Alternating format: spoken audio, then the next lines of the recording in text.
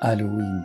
Qui est mieux placé que les esprits pour répondre à la question pourquoi on fête Halloween? Bah c'est ce qu'on va faire, on va invoquer un esprit. Alors,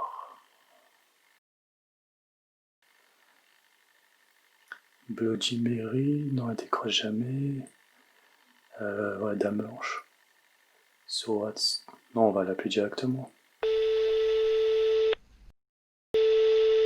Dame Blanche n'est pas disponible pour le moment, veuillez rappeler à minuit pour mourir. YOLO.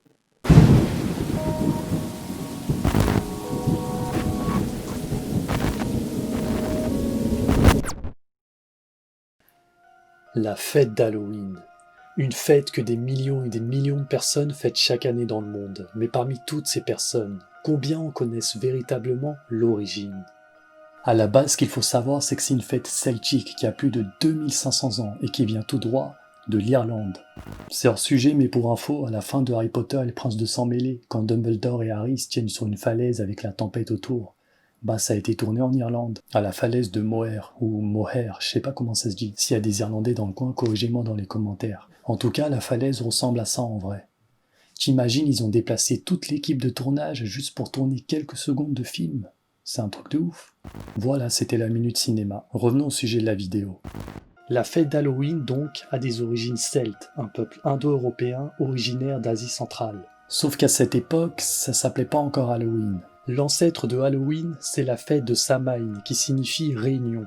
Elle avait lieu le 31 octobre et durait jusqu'à une semaine. Cette fête, c'était le nouvel an celtique, car oui, dans le calendrier celte, l'année se termine le 31 octobre par une nuit de pleine lune, et on célébrait donc la fin de l'année et le commencement de la nouvelle. Cette date qui marquait le passage de l'été à l'hiver était aussi le jour où Samhain, le dieu des morts, réunissait toutes les personnes décédées durant l'année pour décider ce qu'il allait faire d'eux. Ces âmes pouvaient aussi bien se réincarner en être humain qu'en animal, et les âmes les plus mauvaises, elles, se réincarnaient en chat. Ça vient peut-être aussi de là la mauvaise réputation des chats noirs. La nuit du 31 octobre, on pensait que le monde des dieux était rendu visible aux yeux des humains, que la frontière entre le monde des vivants et des morts s'ouvrait, permettant ainsi aux défunts de venir à notre rencontre. Les vivants également étaient invités à venir de l'autre côté. Non, ça va aller. Merci pour l'invitation, vraiment, mais je suis bien de mon côté. Lors de cette fête qui pouvait durer jusqu'à 7 jours, on en profitait pour festoyer. Il y avait de l'alcool, de l'hydromel, du vin et aussi du porc. Apparemment, la viande de porc était sacrée parce qu'elle procurait l'immortalité. Ah ouais, c'est donc ça le secret de The Old Guard, le secret de l'immortalité. Si tu veux être immortel, faut manger du halouf donc. Quand on pense que Voldemort il s'est cassé la tête à choper la pierre philosophale, à se fabriquer des Horcruxes, alors que tout ce qu'il avait à faire, c'était d'aller au trottoir en face, à Burger King, et se commander un bacon lover. Bon, après il était peut-être végétarien, on sait pas.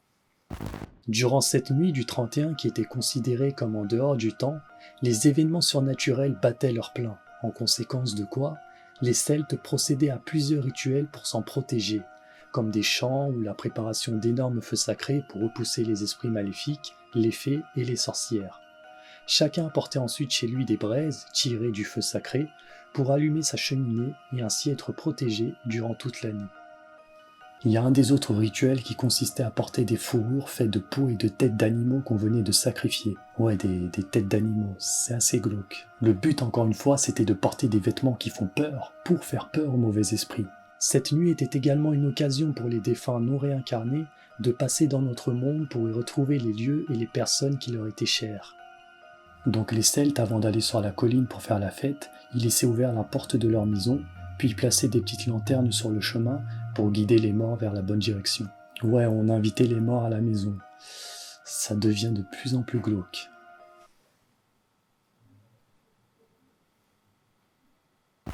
Et les citrouilles dans tout ça, vous allez me dire. J'y viens, mon pote. Mais d'abord, sache un truc. Avant, la fête de la Toussaint avait lieu le 13 mai, et elle consistait à fêter les martyrs chrétiens. Cependant, vers le 8e siècle, l'Église catholique l'a déplacée au 1er novembre. Coïncidence ou pas? Pour en venir aux citrouilles, c'est entre 1846 et 1848, à cause de la maladie de la pomme de terre qui avait causé une immense famine en Irlande, que les Irlandais migrent vers les USA. en emmenant naturellement avec eux tous leurs contes, légendes et folklore.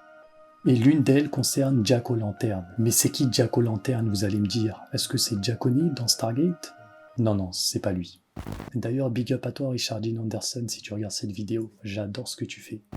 Mais sans plus tarder, l'histoire de Jack O'Lantern.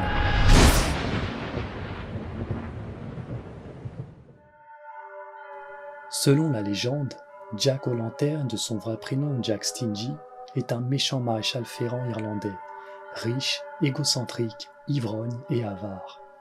Une nuit de pleine lune, cette fameuse nuit célébrant Samhain, alors que Jack picole dans la taverne au Wicklow Square, il tombe nez à nez avec le diable.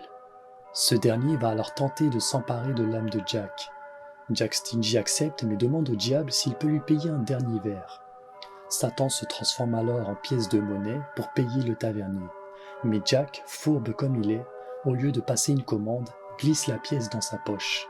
Et dans sa poche se trouve une croix en argent. Le symbole de la croix qui a pour effet de paralyser le diable fait qu'il est désormais pris au piège. Jack propose de les libérer s'il promet d'attendre 10 ans avant de lui prendre son âme. Contraint d'accepter, le diable est libre mais regagne les enfers, enragé. 10 ans passent et Satan croise Jack au détour d'un chemin. Son heure est venue. Stingy accepte mais lui demande s'il peut manger une dernière pomme sur un pommier à côté du chemin. Le diable lui accepte ces dernières faveurs et grimpe sur le pommier. Jack en profite alors pour tracer une croix sur le tronc de l'arbre. De nouveau, il vient de piéger Satan.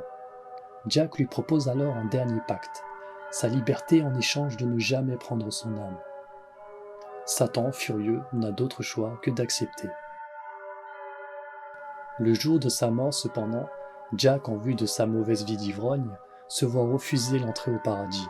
Rebroussant chemin, il va alors toquer à la porte des enfers.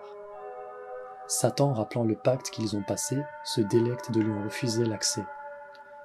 Avant de laisser Jack à sa longue peine, il lui donne une braise pour qu'il puisse éclairer son chemin malgré tout. Pour éviter que le feu ne s'éteigne avec le vent, Jack Stingy se hâte de placer la braise dans un navet évidé et devient alors Jack O'Lantern, connu comme étant celui qui a défié le diable, celui qui désormais erre entre le monde des vivants et des morts, à tout jamais. Et on dit que le jour de Halloween, quand le passage entre le monde des vivants et des morts s'ouvre, on peut le voir réapparaître. T'as dû remarquer qu'il a mis la braise dans un navet et pas dans une citrouille. C'est parce que les Irlandais creusaient un navet à l'époque pour reproduire la lanterne de Jack et faire fuir les mauvais esprits. Mais quand ils sont arrivés en Amérique, c'était plus difficile de cultiver des navets, alors ils se sont tournés vers la citrouille. Enfin, la morale de l'histoire, n'allez jamais dans une taverne, vous risqueriez d'y rencontrer le diable. Et toutes les pièces que tu possèdes, surtout tu les jettes à la poubelle, et si t'en trouves par terre, faut pas les ramasser. Parce que ça pourrait être le diable. Et c'est tout pour aujourd'hui. Tu trouveras comme d'habitude en description des anecdotes supplémentaires comme qu'est-ce que ça veut dire Halloween. Abonne-toi, like et partage ma vidéo autour de toi. Nous on se dit à vendredi prochain et n'oublie pas, reste curieux.